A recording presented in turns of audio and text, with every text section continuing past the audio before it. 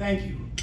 I got a lot of people to thank, but no one more importantly than that gentleman over there. Without him, this would never happen. And you know, he knows how much I respect him and love him. And I remember the stories when I was younger about Louie's father, how many things he did for the community and how many people he helped in his life. And I told Louie, the apple doesn't fall far from the tree, because Louie's the same thing. He's so kind and so generous. And for me, it's a thrill to be back in Buffalo, but I'm back here all the time. I've been to Buffalo, I'll bet you, in the last 5 or 10 years, 50, 100 times. Whether it, you know, be doing basketball clinics for little kids or autograph shows with McAdoo and Adrian Dantley. But this, you know, the stories go on. But I'm really excited to be here today because Louie's given me the opportunity to tell you about my new book and my new movie that's coming out. When I grew up, basketball was my life. And it was my life because it was fun. I loved to get a basketball and just bounce it and imagine someone was trying to steal it, and then I would shoot and win the game. I would always want to be the hero. So to be here at 73 years old because of Louie and have the opportunity to promote my book and talk about my movie is just as exciting for me, because it's weird because in Rhode Island, you know, they have a lot of different restaurants, and ironically, one of the restaurants is called Angelo's, and they had their 100th anniversary of the restaurant, just like Chef's had. And people came up to me, and you know, they wanted to take my picture with me, and I had my book, and I was giving it to all the politicians and everybody. And one guy came up to me, and I knew who he was, but I had never met him.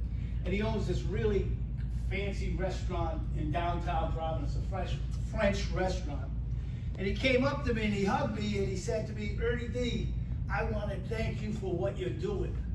What you're doing gives us all inspiration." I guess because as you get older, a lot of people like to cut back and go slower, but I've always been, I don't know if it's good or bad, been given a mind with imagination and creativity on a basketball court. And I used that same imagination and creativity to write this book. And it's not just a book about, you know, the Buffalo Braves win the game and Ernie D's a great player and McAdoo leads the league in scoring. And it's a human story. It's about something that can relate to everybody. It's about, you know, addiction. My buddy Marvin Bonds, who played here, eventually died of drugs. And in the book, myself and my coach, Dave Gavitt, try to save him at many different times. And in the end, like we all know, it's awful hard to beat drugs. And so we lose him.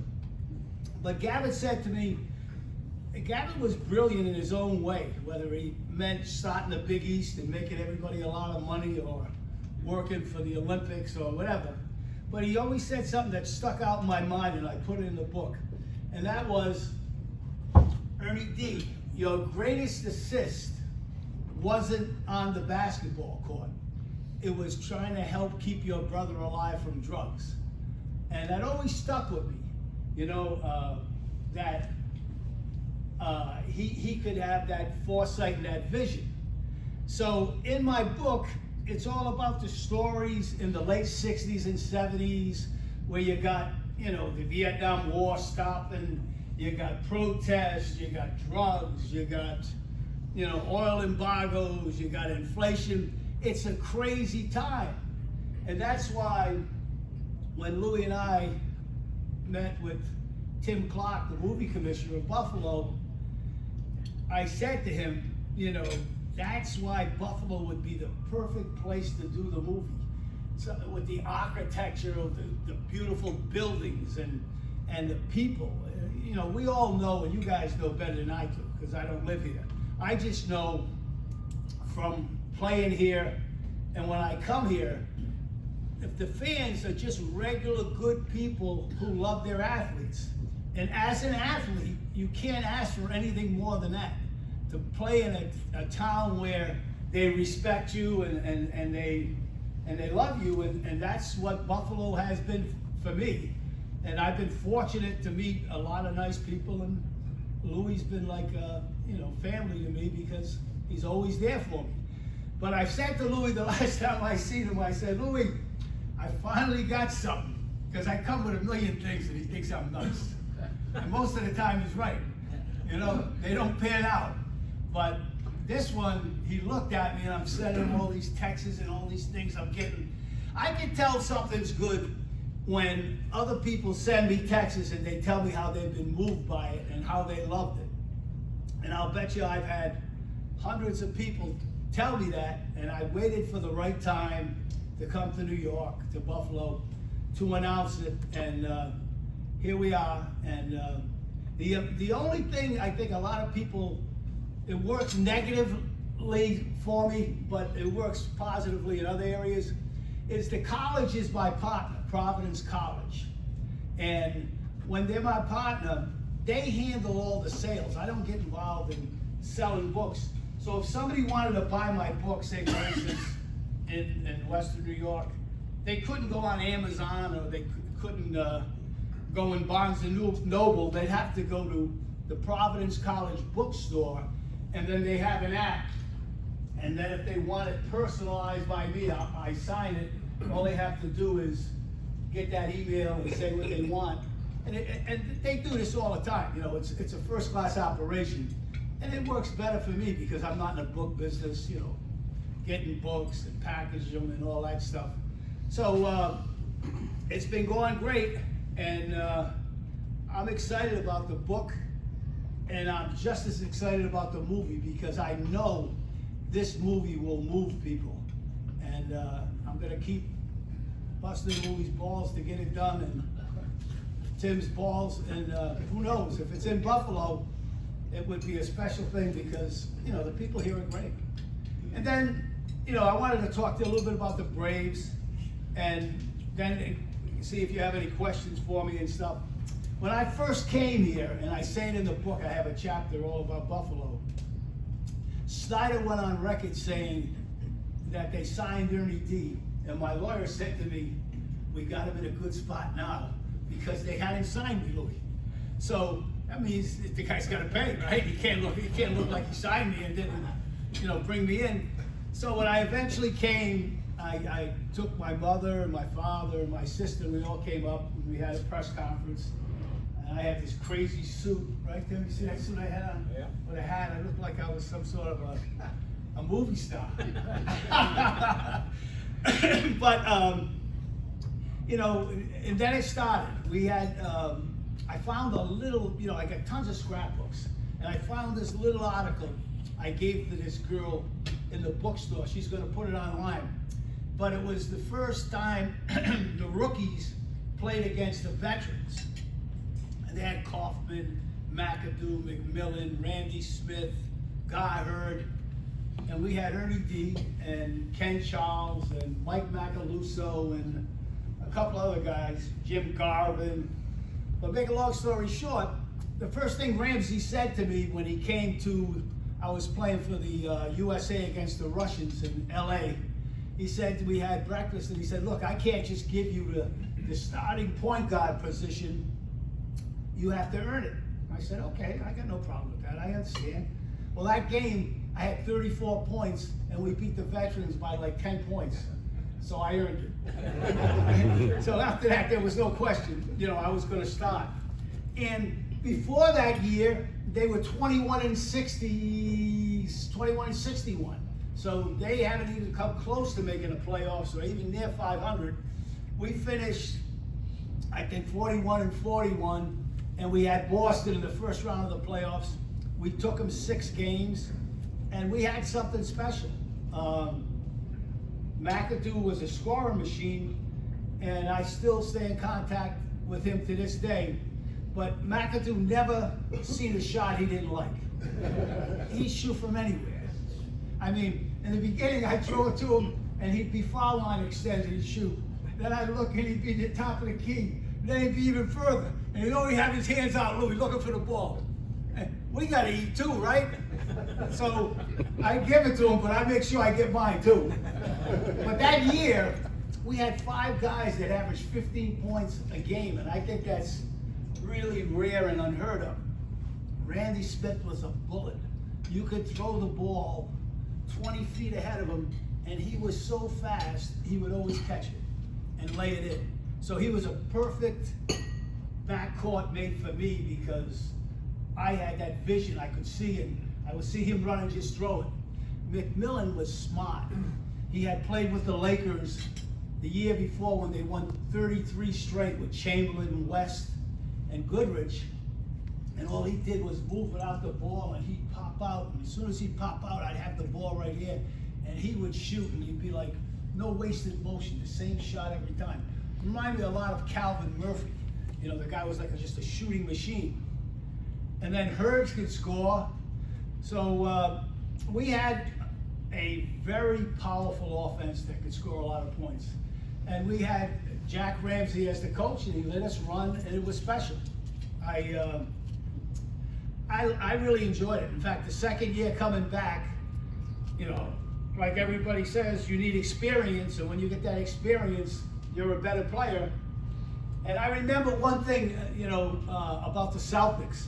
You know, when I grew up in Rhode Island, I used to always listen to the games on radio when I was in high school with Johnny Most and all those guys. And Havlicek always, you know, had a certain thing on my mind about it. He was great. I loved the way he played. He was unselfish. He moved. He was always in motion. Well, after we lost to Boston, I remember he came in the Braves locker room and came looking for me, and he came up to me and he shook my hand and he said, Ernie D, I want you to know you had a great year. And I said, wow, this guy's not only a great player, he's a great person. And so I played 4 years here in Buffalo. After that first year, it was never the same because I had that knee injury and a lot transpired there. But then I went to finish my career with the Lakers, and that didn't work out too good. And then I went with the Celtics, and that didn't work out too good either. So look, we hope this movie will work out good. But, you know, when I look back, I said to myself, when I was 12 years old, I knew what I wanted to be in my life. How many 12-year-old kids know what they want to be? But the thing was, I didn't know what I wanted to be. I knew I had to work and practice to be that. And it just so happened, playing was fun. So when people say, oh, I gotta go to practice again, and I practice 3 hours, I would stay on the court until I had holes in my sneakers and blisters on my feet because it was fun. I loved it. It was nothing better than playing basketball. And to be able to, you know, play in Buffalo, become Rookie of the Year, lead the league in assists, lead the league in free throw percentage. Those are things that will always be on my mind to say, I accomplished what I had to accomplish. Now I have different goals. My goals now to promote my book, where I have people like that behind me, which is huge, and to get my movie started. And I got people like that. Hopefully we can make that happen. And that's where I am in a stage of life. I'm lucky, I got all my kids, I got 7 grandkids, been married 51 years, you know. I got,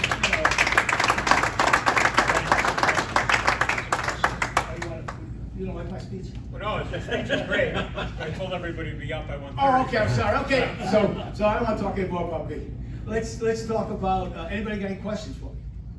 Yes? Ernie, Question number 1. the behind the back, no look pass. When did you develop that? I did that when I was like 12 years old. You know, when I used to dribble the ball and go behind my back with a dribble, I'd always, everywhere I went, I'd bounce a ball and pretend someone was in front of me. So I never looked at the ball. So when I played on TV or whatever and I seen someone open, I never had to look like that. I could look like this. I had full control of it. So I developed it when I was young. And yes? Ernie, the Braves left when I was 5. Yep. I never saw you guys play, but I hear a lot of the stories. Yep. How how was Dr. Jack as a coach? I remember watching him on TV growing up and hearing him, they would say he used to be the coach of the Braves. And then I see all these players, like, how was that and how did it all fit together? Well, he was a brilliant coach. I mean, he was a physical fitness nut. You know what I mean? He ran marathons and swam and biked. We used to have to stop practice every day with 300 jump ropes, you know, and so, and stretch it and stuff. So he was a great coach. I mean, he had a, here's what I could never understand. You know, you watch the game today, I know it's all money. These guys are making $50, $70 million a year. So they don't really care, a lot of guys, and they just shoot. But when we played, Ramsey used to tell me and the team, when we run our offense, we want to run it from the top of the key in. So when I hit McMillan and I go back and get it, and McAdoo sets a pick, and I swing it around to Smith, all those passes are one turn and shot, right? So that always stuck in my mind that Ramsey knew that. And I agree with that totally. Because when I played with Havlicek, he used to say to me, if you can't make a 15-footer, you shouldn't be playing. But now, the game's changed so much, they discourage a 15-foot shot. So if you can get an open shot for 15, they say, oh no, we don't want that shot. We want to shoot 30-footers over there, because if we shoot more 30-footers. But Ramsey was brilliant, and he was a great guy. We had our disagreements, you know, my second year when he benched me and stuff like that, and I put it in the book. But before he died, he was sick with cancer, and I reached out to him, and we became good friends the last couple of months, and he felt good about it, and I did too, so I have nothing but respect for the man. Ernie, who was the toughest person you had to guard, and who was the best offensive guard that you had to guard? I think the toughest guy I had to guard was Calvin Murphy, because the little guys used to drive me crazy. They were so fast. Murphy used to go 1-2 and jump and shoot, 1-2-3 and jump and shoot, and none of that.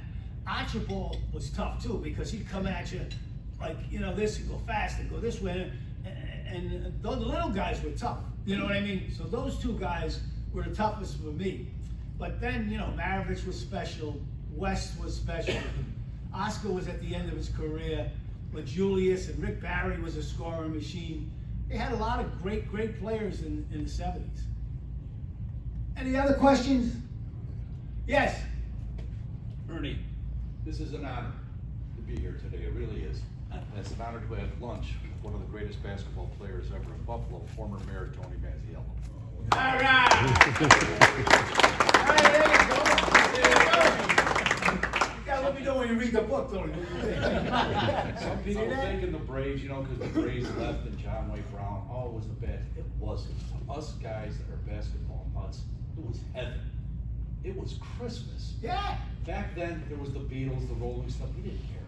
There was Jerry West, Oscar Robinson, Jabbar. They're coming into the yard. Yeah. Ernie D, Bob McAdoo, Randy Smith, Will Chamberlain. I mean, Yeah. we had to go down and see these games. We didn't pay. Well, we had ways of getting into the yard. Let's just say.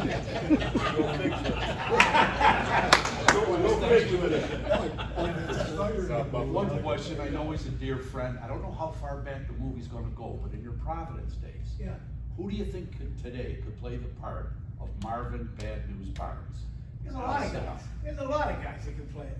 You know, you gotta be an actor, right, Jim? That's right. You gotta act. That's what I said to him. You get a lot of guys that can rebound and block shots. What about Dennis Rodman? He's not in the movie. Any other questions? Yes. Ernie, when before the Braves moved, there was a lot of rumors about going to San Antonio or something else. What's going through a player's mind on that Braves team? And I know you weren't with them when they did move, but what's going through your mind when all those rumors are coming about the Braves possibly moving? The players don't like that. You know, the players know that, you know, something's happening, and I don't think they give their full effort because they know things are in turmoil. So I don't think players really like that. And I think, you know, Snyder was still dealing with John White Brown, you know, while he owned the team, right? Mm-hmm. So I don't think you're ever going to get the A+ performance out of the players. Okay, I know a lot of guys are going to take pictures, maybe get some autographs. So let's hear it for Ernie D. One last thing I'd like to say. and I know I said it before. I want to thank Louis for this and tell him how much I really appreciate it. The basketballs on the table are available to be autographed by Ernie, right, Lou? Yeah. Take It's, whatever you want. Lou's donation, so guys, feel free to take some pictures, get some autographs. Thanks so much for coming. Thank you.